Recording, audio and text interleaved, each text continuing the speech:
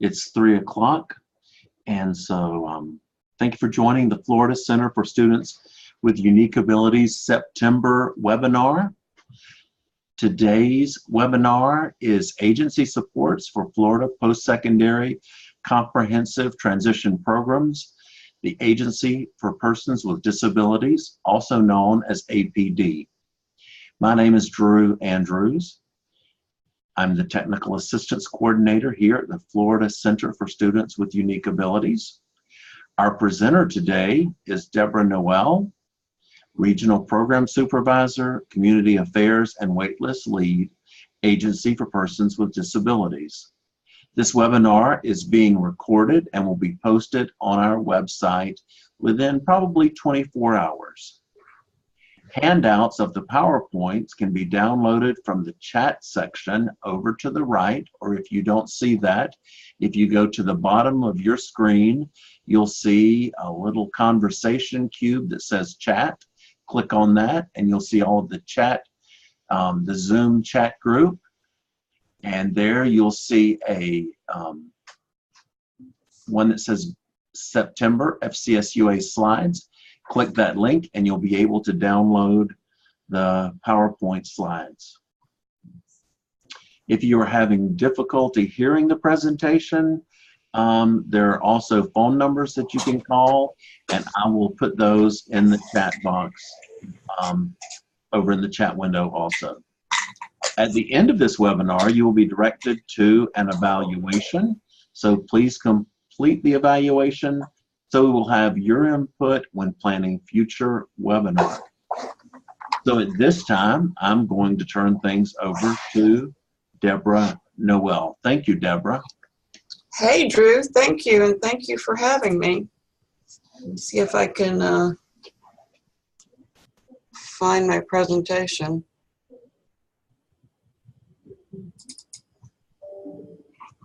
Now, the best laid plans, right? Right. Can you see it? We see your screen and the file, but not the PowerPoint yet. We'll try again.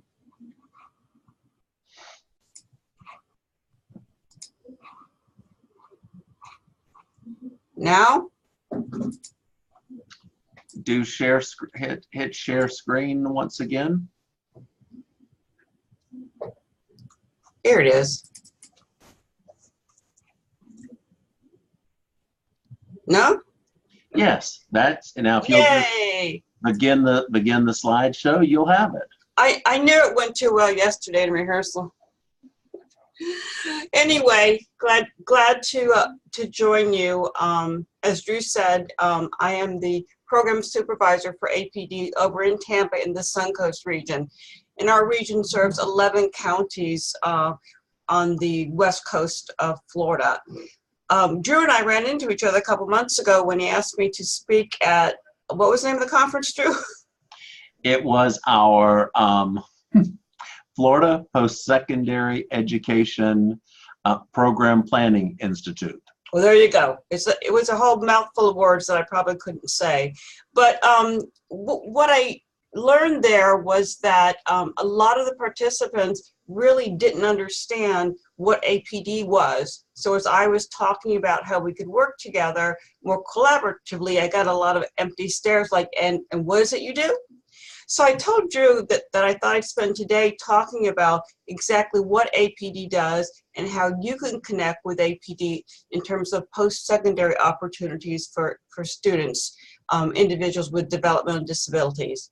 Our mission statement, we support persons with developmental disabilities in living, learning, and working in their communities. And here's what we believe. We believe that regardless of severity or type of disability, that all people have the right to live, work, and play in settings integrated with their chosen community. So I think it's certainly a philosophy that we share with you guys. We are kind of named inaccurately in that we are the Agency for Persons with Developmental Disabilities, not just disabilities. And you can imagine how many customers become very frustrated when they call us. Like, I have a disability, but if it's not a developmental disability, we can't help them. But here are the developmental disabilities. Some of you, I'm sure, are familiar with them. People severely impaired by autism, people on the spectrum, individuals with cerebral palsy, which is a neurological condition caused by a non-progressive brain injury, and it usually occurs while the child's brain is under development in utero. Spina bifida actually means in Latin split spine, and this occurs when a baby is in the womb and the spinal column does not close completely. Obviously, intellectual disabilities characterized by limitations in both intellectual functioning and adaptive behaviors. In terms of APD, it's fundamentally an IQ lower than 70, and then various indicators of inability to perform activities of daily living. In this Down syndrome, about 5 years ago, intellectual disabilities, obviously formerly known as mental retardation, was separated from Down syndrome because not everyone with Down syndrome has an intellectual disability. And Down syndrome occurs when an individual has a full or partial extra copy of chromosome 21. Prader-Willi or Prader-Willi, depending on where you were born and raised, is a genetic problem that causes tremendous obesity, usually accompanied with an intellectual impairment and shortness in stature. Phelan-McDermott was just added to developmental disabilities in Florida about 2 years ago, and this occurs as a chromosomal problem when a portion of chromosome 22 is missing. People with this syndrome, there are about 20 people in the state of Florida, immediately go onto the waiver. They don't go through the waitlist process, and I'll talk about that in a few minutes. And then finally, children ages 3 to 5 at high risk of developing a developmental disabilities. These are usually children who are born to a mother who may be drug addicted or other impairments. So those are developmental disabilities. Of those, these are the percentages of people we serve. Autism, about 16% of the over 55,000 customers we have in Florida have autism. Cerebral palsy, 11%. Down syndrome, 1.8. The largest share of our population is individuals with an intellectual disability. That's 68. You see Prader-Willi, 0.2, spina bifida, 1.7, and then again, only 22 cases statewide of Phelan-McDermott syndrome. APD has several regions. I think we have 6 now, and they're here. And I put this slide in there because you're all from throughout the state, and when someone needs to apply for APD services, they have to apply at the regional office in which, with county, if you're in Tallahassee per se, you'd have to apply at the Northwest Regional Office or through that office. And that's the contact information. Where the sun cuts, with this big one in pink. So customers we serve. Individuals with a developmental disability who qualifies are automatically put on our notorious wait lists, and services are coordinated by waitlist coordinators, and those coordinators are actually APD staff here in the building.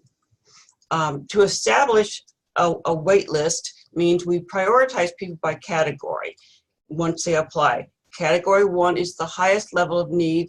These are usually our crisis applicants, while category 7 is the lowest level of need. When you're not in the wait list, you're on the waiver. You may be familiar with the Medicaid waiver, and the waiver simply allows individuals to waive their right to be served in institutions. If someone goes into an institution, that be a jail or a hospital or an institution, waiver services in the community are suspended. We cannot bill for those. These services are provided by waiver support coordinators, and they are contract agencies with APD. They're not APD staff. Individuals and families who move from the wait list to the waiver have an opportunity to select their waiver support coordinator. And they can hire and they can fire. their support coordinators. So again, if you're on the wait list, you have a state staff person who's in touch with you, usually only once a year, or if you become in a crisis and maybe move from the wait list to the waivers. There's only 3 ways that you move these days from the wait list to the waiver, and that is crisis, indicated by 1, homeless or imminent of being homeless, caregiver unable to give care, or a danger to yourself or others. If you meet one of those 3 crisis criteria or more than one, you are moved from the wait list to the waiver. The only other way people are added to the waiver is when the Florida legislature gives us money. They did it this past year. The year before, I think we moved about, I want to say 600 people. It's a small dent in the wait list, which is now currently around 22,000 people. But that's why. Funding. It's always funding, right? So what are waiver services? Adult day training, dental, behavior, companion. I don't need to read all of these to you, but these are services that an individual can purchase. They select a waiver support coordinator and they sit down and they look at the array of services and they develop a support plan. Each person is allocated an individualized budget or an I budget in which these services are described and money allocated. So those are waiver services.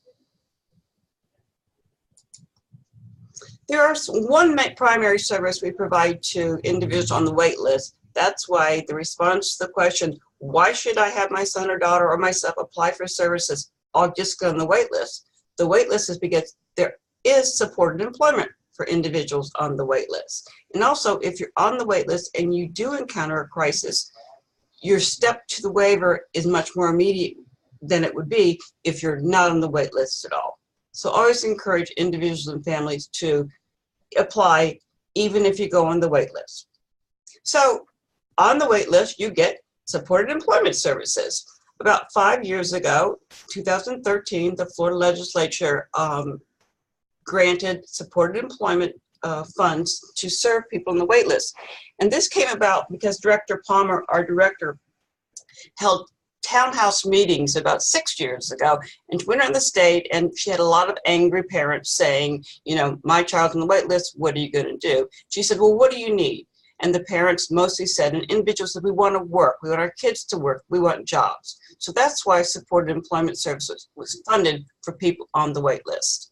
Referrals to this program are made through each customer's waitlist coordinator at the regional office. In most regions, the employment liaison, and I have lists of those liaisons at the end of this PowerPoint. So if you want to get in touch with a liaison in your region, you can do that. Providers of the EP services are also contract providers. They're Medicaid waiver providers who sign an extra agreement that they'll also serve individuals in general revenue. EP candidates cannot have an active and open case with vocational rehabilitation. That's the only contingent because we would be doing the same thing. And EEP funding is kept per person at approximately $2,500 annually.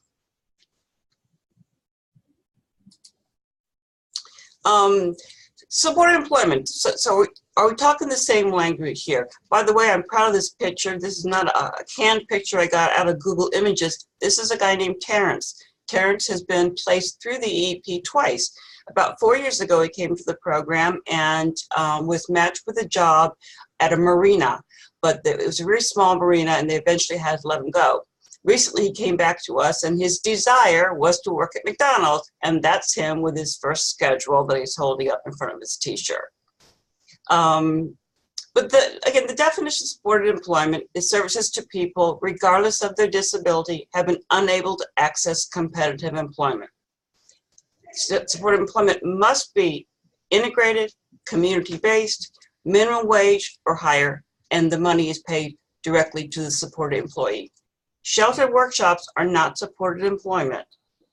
ADTs, adult training centers, are not supported employment. The goal of all people in supported employment here at the agency is integrated supported employment in the community. Along with that comes the values of supported employment. We believe that persons with disabilities should have jobs that provide a sufficient income for the reasonable standard of living. I've been in this industry a couple decades, I must admit, and the definition of supported employment at that time was at least 20 hours a week or more. Now we see individuals only working sometimes 4 hours a week. That's not a reasonable standard of living. And historically, the excuse would be, well, we don't want their Social Security benefit, their SSI to be cut back. But we do a lot of training on Social Security work incentives, and we know that it is impossible to work and make less money than you do on $751 SSI per month. So we're big on Social Security work incentives. All persons with disabilities are presumed ready to work. I honed my skills in a sheltered workshop.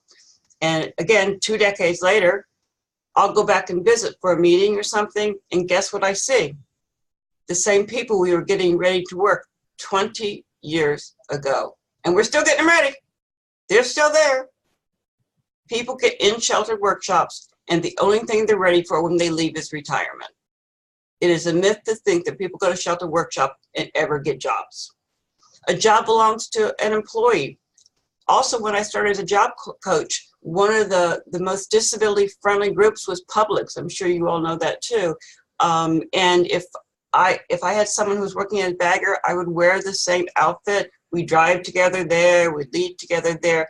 And what we took away from that experience is that once I faded, once the job coach faded, the job also faded, because we never let the job belong to the employee. We were the intermediary. So we really train job coaches these days to make sure that they are not coming between the management staff and the supervisors and the support employee. We also now match jobs based on needs, skills, and preferences of each applicant through a process that some of you may have heard about through discovery, finding out what the person wants to do. There's a phrase, Howie, hanging out with intent, not just having someone show up at your office and fill out a form. It's like spending time with them. You like to go to McDonald's? Let's go to McDonald's. Let's talk. What do you want to do?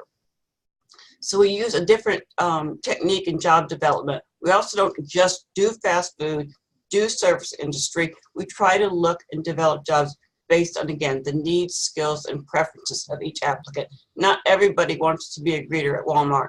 Not everyone wants to work at Publix if you have a developmental disability. Now, some people do.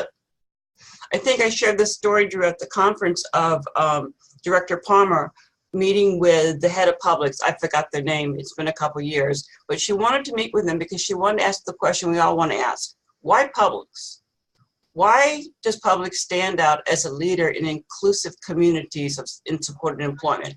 And the answer was not charity, although I think Publix is very charitable. The answer was they were seeking good employees. Exactly. They were seeking people they could depend on. And people with disabilities, studies show, make the best employees many times because they want to work. Right. You know, so there's certainly a model for other industries. They should take heed from the good history that Publix has had hiring people with disabilities. And then finally, values. Services should provide the most natural and individualized outcome possible. Again, not everybody wants to be a greeter. Not everyone wants to work at Publix. Again, if you do. And through discovery, we've gained a lot of knowledge about kind of the inner workings of supported employees. I worked with someone once who kept telling me that she wanted to be a doctor or a nurse, and she had an intellectual challenge, so I kind of knew that was going to be difficult. So I could have did a few things. One, I could have said, as we traditionally did, you're not going to be able to do that. You know, want to be a greeter at Walmart? But instead, as I got to know her and I was hanging out with intent, I found out what she wanted to do was wear the scrubs. Yeah. Why did she want to wear the scrubs? Because everyone she had seen in scrubs was part of a workplace where they had respect and they had esteem. So at the end of the day, it wasn't about destroying her dream of becoming a doctor or a nurse. It was determining that what she really wanted to do was work in a workplace where she felt important and privileged, like everybody else does. Exactly. That's kind of what the stuff you learn through discovery. Mhm. But this is how it works, like in terms of the industry of supported employment.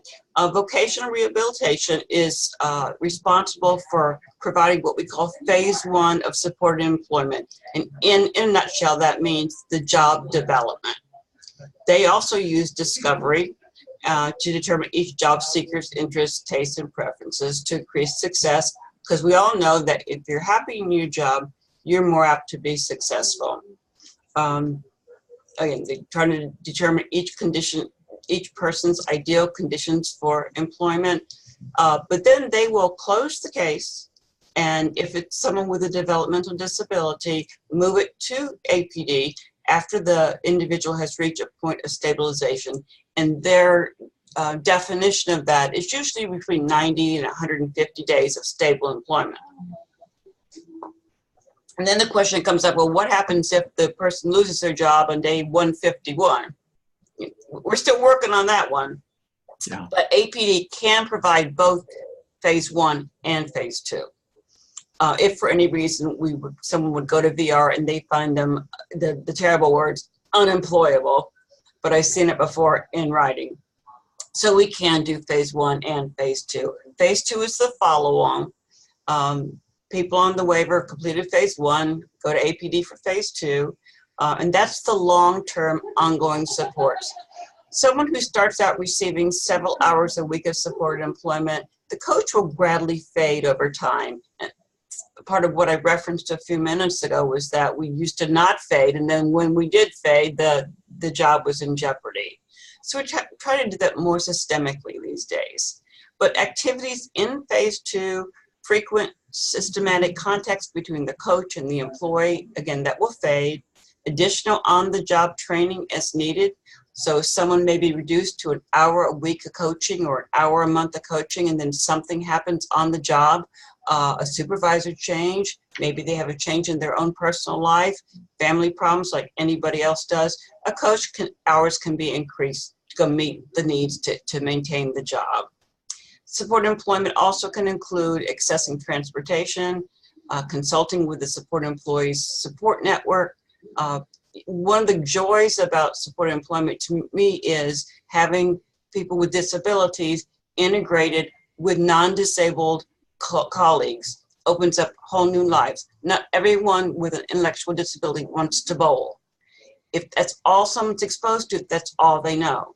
Then we suggest tennis or suggest football or things like that. It's just kind of like a cliche that we're still working hard to overcome.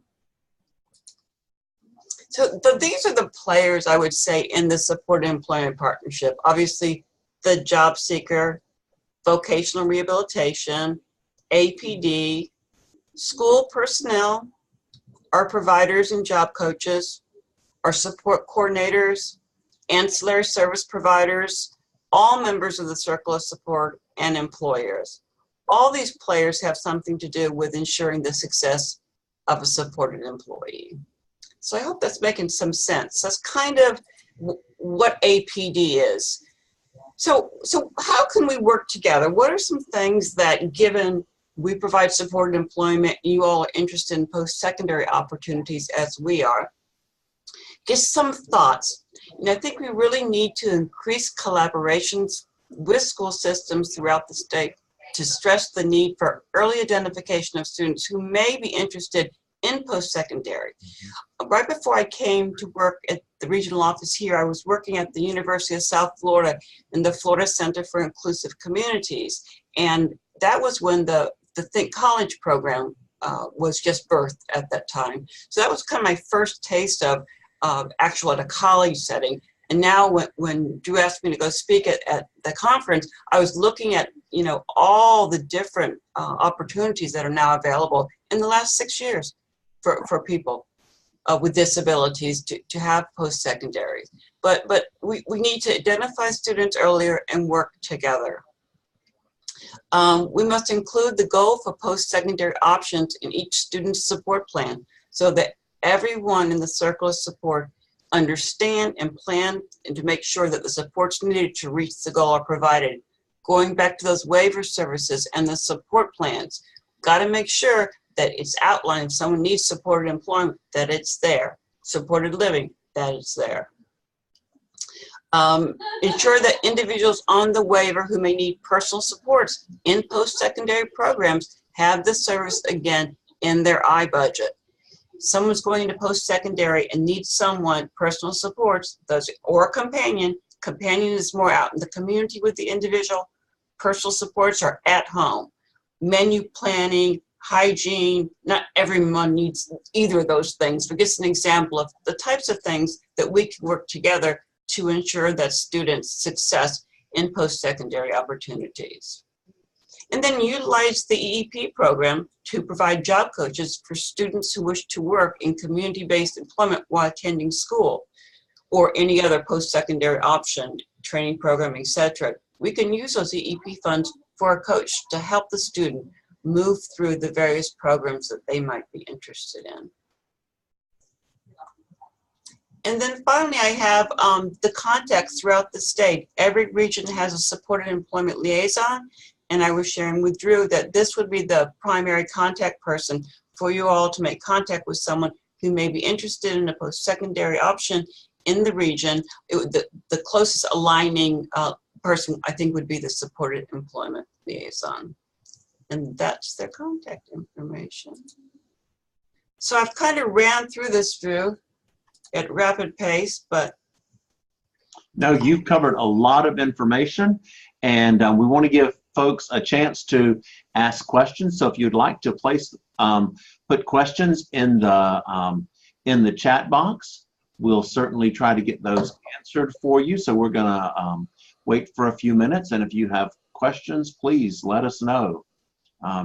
Again, if you'll go to the bottom of your screen with your cursor, you'll see a little conversation bubble, and it says chat.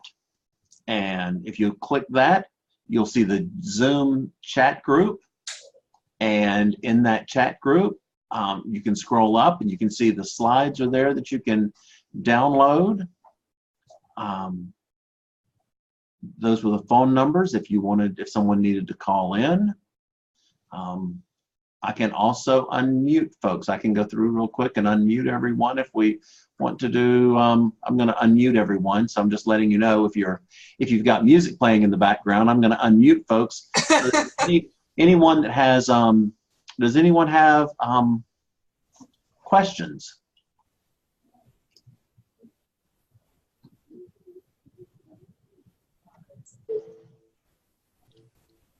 Anyone?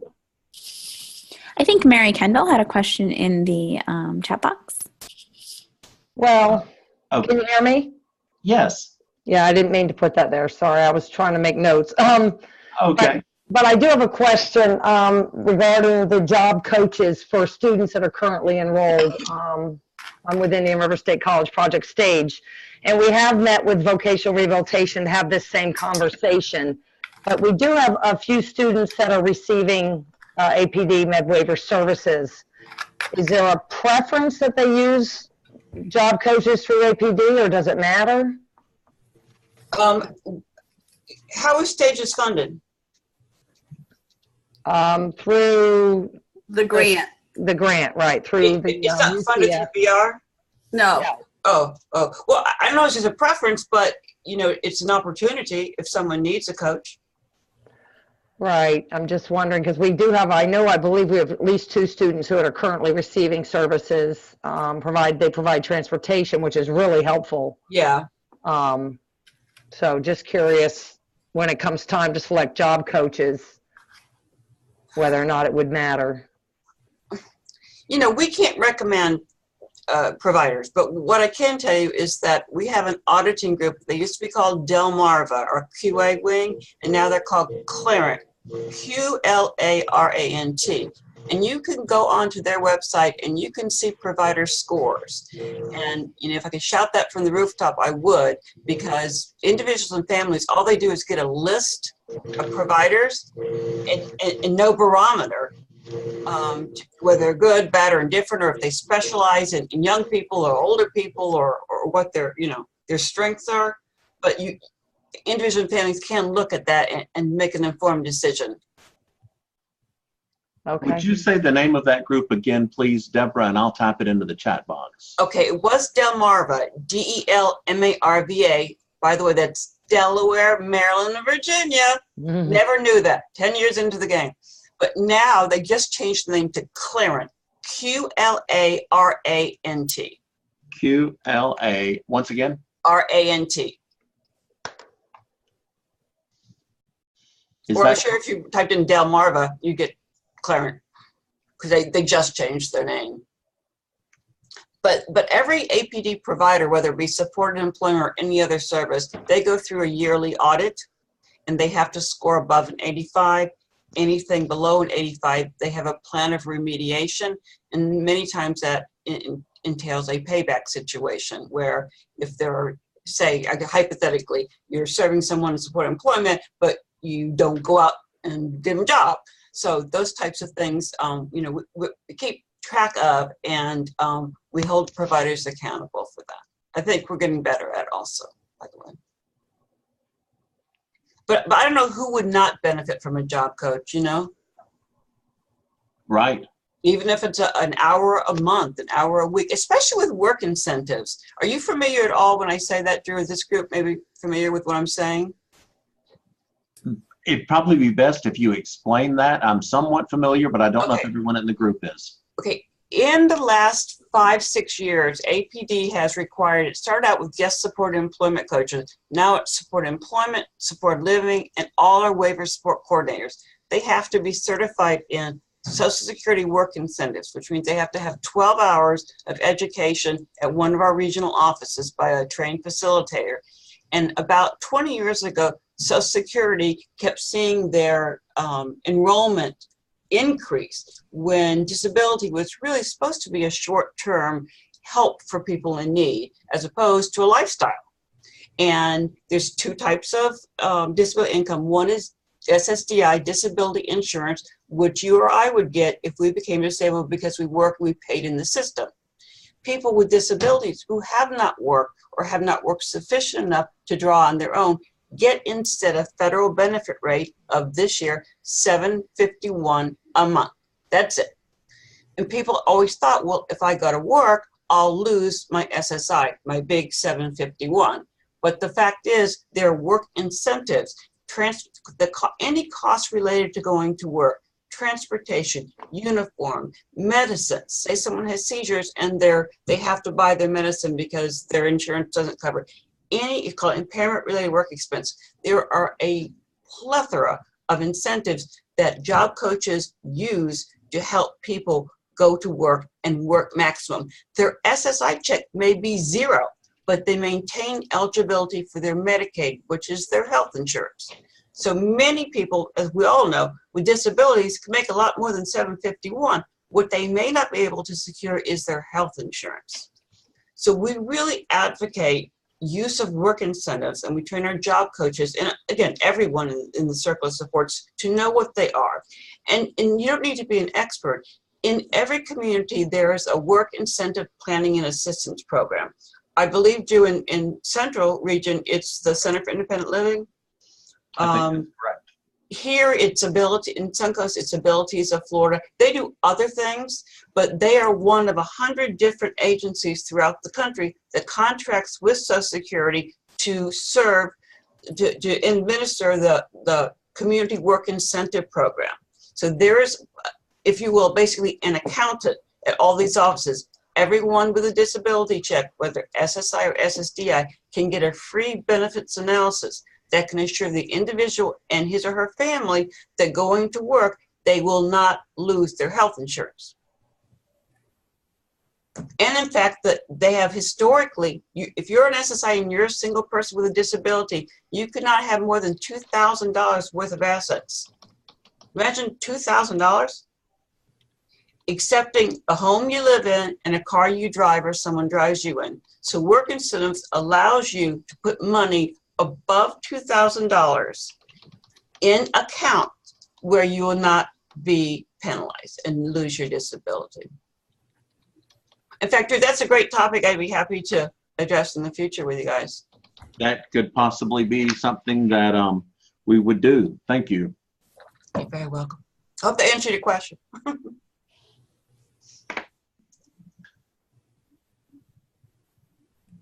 Okay, and thank you, Mary Kendall, for Brevard Achievement Center in Brevard and St. Lucie, Indian River, Martin counties.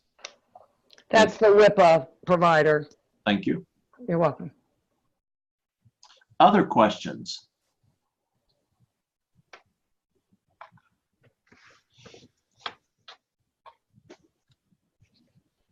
Okay.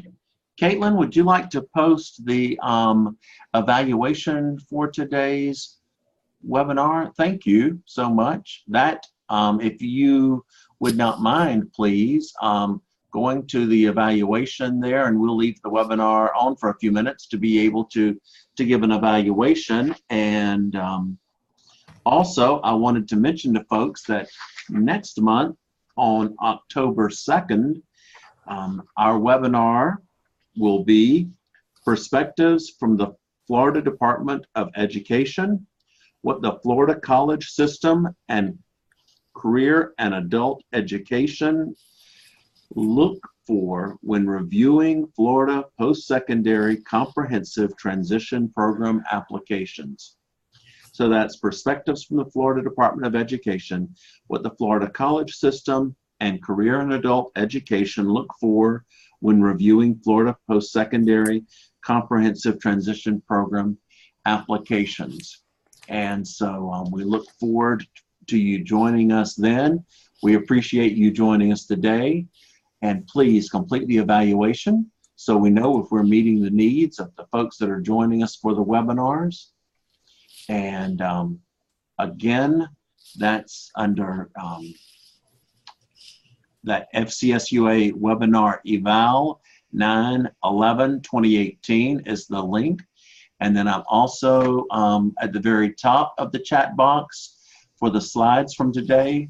The September FCSUA slides can be downloaded there also. And Deborah, you did a great job today covering the Agency for Persons with Disabilities. I feel like, you know, I can talk about it even better. I knew a lot of the things that you covered, but you did such a great job of just covering it and talking about the way that Florida post-secondary comprehensive transition programs can be supported through the Agency for Persons with Disabilities. Yeah, I appreciate that. My contact information is on the first slide. So if you have questions afterwards and want to call me or email me directly, I'd be happy to respond. Right. And if you have any trouble with the slides, please feel free just to email me, or if you have, and I'll be happy to just email the PowerPoint slides to you. And I'm going to leave the webinar up for just another minute so that anybody that wants to download those links can do so. But that concludes our webinar, and thank you so much. Bye, everyone. Bye, Drew. Bye, Deborah. Thank Bye. you. Take care.